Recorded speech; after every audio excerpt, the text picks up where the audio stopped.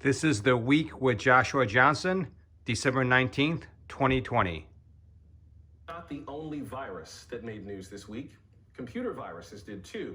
Yesterday, the White House was prepared to release a statement that would formally blame a hacking campaign against the federal government on Russia. But they were told to stand down. It's unclear who gave that order. This was first reported by the AP and confirmed by NBC News.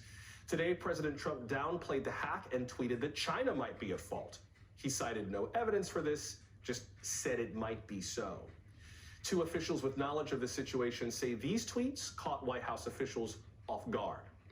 The tweets also directly contradict yesterday's statement from Secretary of State Mike Pompeo. He said it was, in his words, pretty clear that Russia was the culprit. Joining us now is Democratic Congressman Ted Lieu of California. He serves on subcommittees that focus on the internet and on homeland security, and his district includes Malibu and Santa Monica. Congressman Lieu, good evening. Thank you, Joshua. Honored to be on your show. I wonder what you make of the president's comments about this hack. Is there any evidence that China might have had anything to do with this? We do know that China is very technologically sophisticated, and this is not beyond their capability, but do we know that this was China? Their answer is no. What we do know is that in 2016, Russia engaged in a sweeping and systematic attack of our elections, including a massive cyber hack. And we know that Russia continued to attack the United States in these last 4 years, including this very recent hack of SolarWinds that Secretary Pompeo said was essentially done by Russia. I do not understand why Donald Trump still has yet to condemn Vladimir Putin for any of his attacks on the United States. I don't understand why, when it comes to Putin, Donald Trump bends the knee. Something is really wrong with our president when it comes to Russia.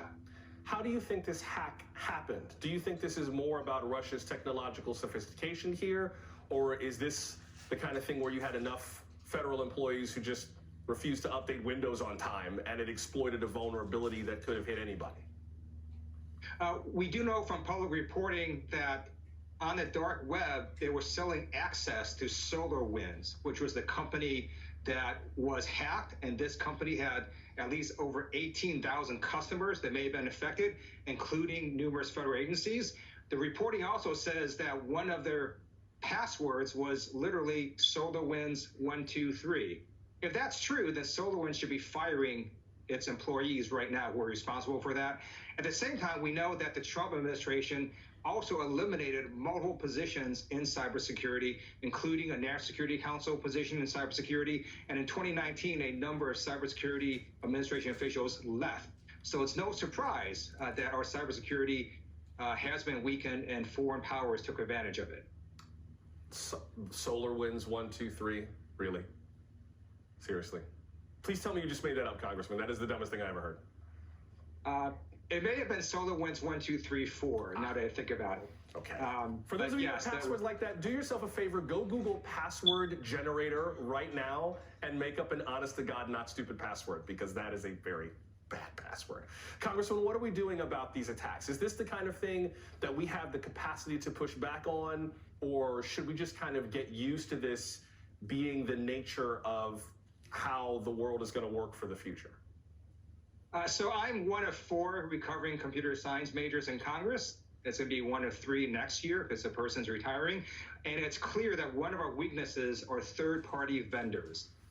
The OPM hack during the Obama administration, which was a massive hack where millions of security clearance records were taken by foreign power, that was also done through a third-party vendor. So we have to do a lot more testing and surveillance of third-party vendors that provide software to the federal government. I'm working on legislation to do that right now, but that's a weakness in our cybersecurity. President-elect Biden has tapped Alejandro Mayorkas to run the Department of Homeland Security. That is his nominee. What do you make of him in terms of his ability to deal with threats like these? I am so happy that Alejandro Mayorkas was nominated by President-elect Biden. I knew him when he was a U.S. attorney for the Central District in California. He is an amazing, smart, passionate, hardworking person. And he was also Deputy Secretary at the Department of Homeland Security, working on cybersecurity issues So he gets it, and he's going to make sure that we get back on track in cybersecurity. At the same time, we have to streamline cybersecurity in the federal government, because right now you have the Department of Homeland Security, you have the Office of Management and Budget, and then previously you had a cybersecurity czar, so it's all over the place. I think we need a central point of contact. Hopefully the Biden administration will fix that in the next couple years. And briefly, sir, before I have to let you go, what's your sense of how much can actually be done about this? I mean, China and Russia have the, at least military advantage of making these kinds of hacks in a very centralized way. North Korea as well. The United States, as you mentioned, does a whole lot of contracting, although a lot of our cybersecurity operations are governmental. This feels like we're fighting a very asymmetrical war with countries who just don't play by the same rules as the United States plays by. Are you more optimistic about the future or more pessimistic about the future? I am optimistic because we do have the Biden-Harris administration coming in that will take cybersecurity much more seriously. They also believe in facts and in science, so that's good. In addition, we know that we have not enough cybersecurity professionals, not only in the private sector, but also the public sector. So I have legislation, which is the New Collar Jobs Act, that would provide a tax credit for companies to send their employees to get trained in cybersecurity, because we just need more cybersecurity professionals at all levels of government, plus in the private sector. Conversation for another night. I'd love to talk to you about the future of recruiting cybersecurity professionals, because you're right. There's been an effort for years to try to get more people to, if they're looking for a career shift, to consider this as a future career. Conversation for another night, though. Would love to talk to you more about that. Democratic Congressman Ted Lieu of California. Congressman, thanks very much. Thank you, Joshua.